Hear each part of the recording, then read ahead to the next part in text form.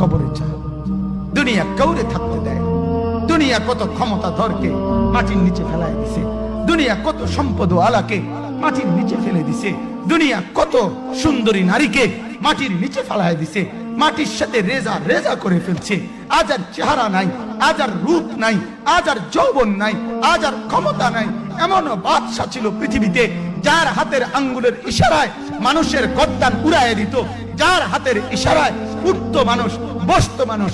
আজ বাদশারা নাই, আজ সম্পদওয়ালারা নাই, আজ মালওয়ালারা নাই।